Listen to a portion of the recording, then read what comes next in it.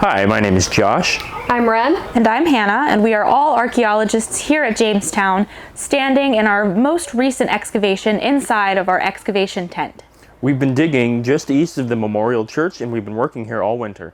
We're excited to share with you what we found, so welcome to another episode of Dig Deeper.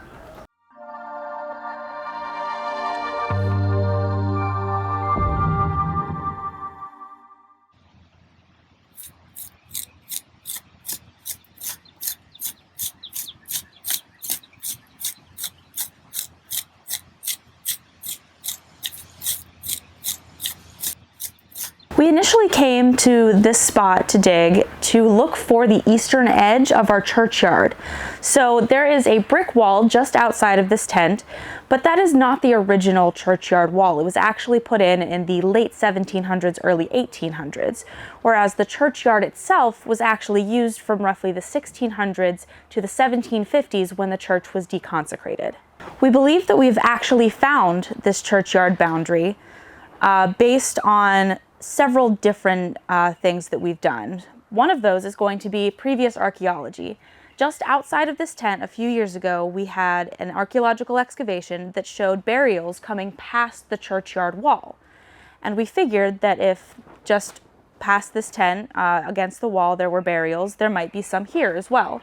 And we turned out to be right. There are several burials in this unit. We have one back towards the back of the unit, and then a really lovely example of a burial just here.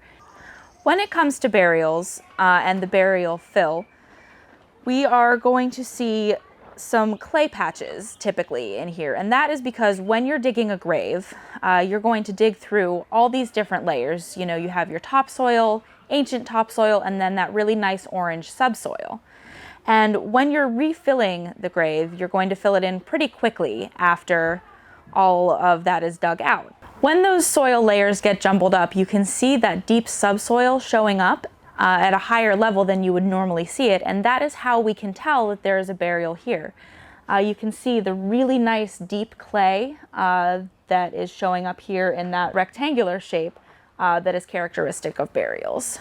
Based on these burials, we think that we do have the eastern boundary of our churchyard. So sometimes we find things at Jamestown that we don't necessarily expect to find, and that happened in this unit. Right along here, in part of Unit 6000, we found a roughly rectangular feature that contained orange clay. Now, orange clay features that are rectangular and long typically are associated with burials at Jamestown, and that's what we initially interpreted this feature to be.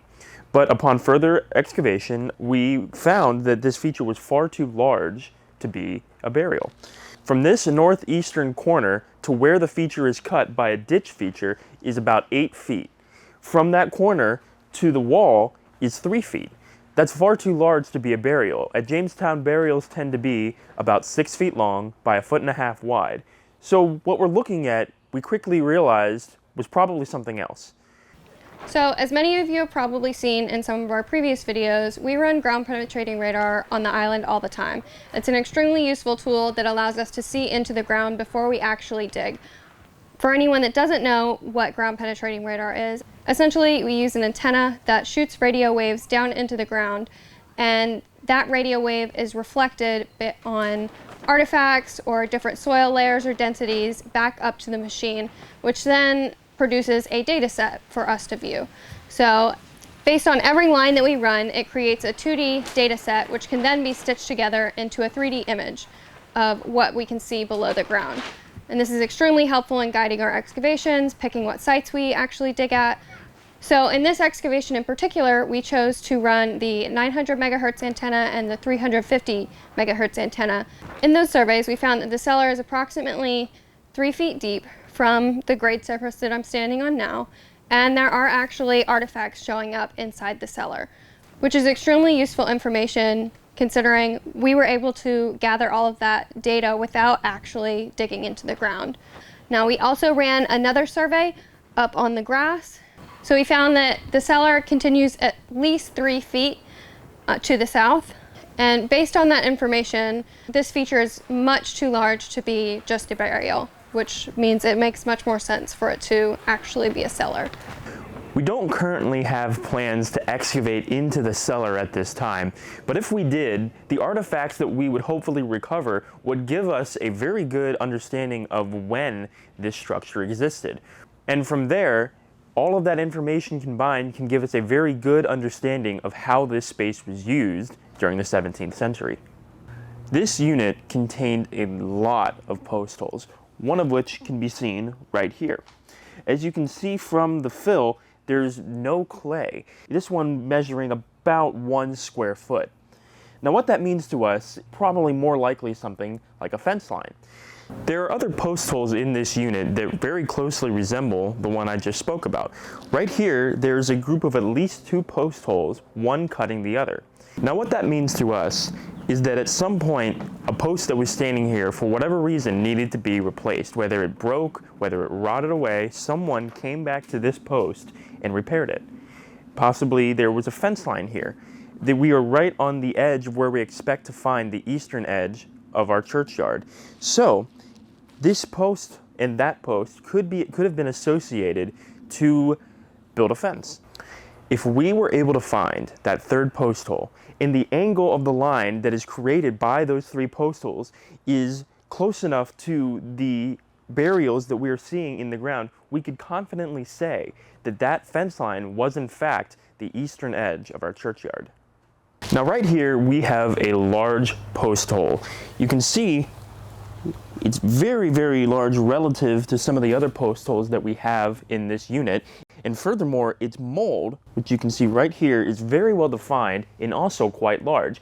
When we first found this post hole, we thought that due to its large size and the large size of the mold, that it was structural. But we later realized that it was likely part of a fence line that runs along the Great Road. Right now, I'm standing about where we found 3 other post holes that very closely resemble the one we found earlier this year in size, shape, and angle. By putting all of these post holes together, we can see that they very closely align to the Great Road, and this means that they likely form a fence line that ran along that road's length.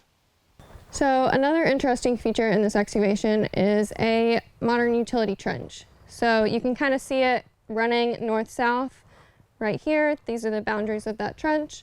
And we believe that this is an electrical line that would have run down to a building that was built in 1929 down by the river. And it likely would have been an electrical line for that building. And we've also seen this utility trench show up on our ground penetrating radar surveys, and we've also seen it in excavations that were done in the 1940s. So we know that since we're seeing this utility line in the 1940s, it would have at least have to predate that time. So one really important thing that archaeologists pay attention to is stratigraphy. So essentially, stratigraphy is the accumulation of different soil layers in the ground. This is important for archaeologists because it helps us understand time on the landscape. So we know from the law of superposition that the layers on the top are going to be newer than the layers all the way on the bottom. And we know this based on the way that the soil would have had to have been deposited to get in that configuration now. What we have right here is a great example of stratigraphy. It's very easy to see. So we have a modern topsoil root mat layer, and then we have a gravel pathway for landscaping. And below that, we have 2 layers that were put down together. So we have a red clay landscaping layer that was put down to level out the ground in order to put down an oyster shell path for the Queen's visit in 1957. Below that, we have more landscaping fill. So everything from top to here is modern landscaping. And then it's this very small layer that we're just starting to see that's actually intact 17th century deposit. This is the layer that we're really interested in, because this is where we start seeing those 17th century features popping up and where we can really gather a better understanding of Jamestown's history as a whole. So another important feature in this excavation that we actually knew exactly what it was from the very start before we even opened the unit was this area right here. So in this place was a monument stone dedicated to the Barney family, who owned the entire island before Preservation Virginia or the National Park Service ever came out to do any archaeological work. In 1893, the Barney family transferred 22.5 acres of the property to Preservation Virginia. So this monument stone actually commemorates the transfer of the land from the Barney family to Preservation Virginia. And so what we see here is all of this fill right here is actually our backfill from after that stone was removed from the ground in preparation for the tent going over this area. And then we also have another feature that the Barney stone was cutting through, which is a historic post hole. It's kind of square right here. So the Barney stone was actually placed directly into a historic 17th century post hole. One other feature that we have in this unit is called Ditch 15. So this is a ditch that we've seen elsewhere on the island, and we know that it runs further south. We're not totally sure what the purpose of this ditch was yet. We need to do a little bit more investigating, but it could have potentially been an iteration of a boundary for the churchyard behind me. One interesting thing about the ditch in this unit is that it actually cuts both our burials right here and the cellar on this side. So that tells us that those features have to be older than the ditch. And if we figure out what year the ditch dates to, we could potentially figure out what year these features date to as well, or get a better ballpark range. Looking at the stratigraphy in this unit, now we don't have a gravel pathway on the side, but we do still have some interesting layers. We have our modern topsoil layer, and then we have another layer of landscaping, which is still relatively modern. And then our historic layer in this side of the wall is actually the ditch fill. So you can see the dark line of the ditch coming through here, and we're also seeing that in the wall. So we wanted to share some of the artifacts that we've been finding in this excavation with you. We find artifacts all the time, and we have a great array of them. We typically find things like glass and iron and ceramics, and we also find things like this, copper. You can see this really nice green color in it. We have some copper scrap, copper tack, and what looks like a curtain ring. We also have what's not an uncommon find for us, that is lead. So we have lead shot, as well as lead sprue, which is basically lead scrap. But we also have a rarer find here that was pretty cool, and that is going to be this, a lead gaming die. Now, as I said, lead is not an uncommon find for us, but a lead die definitely is. There are only 8 in the collection, including this one. So it was a very interesting find in our tent.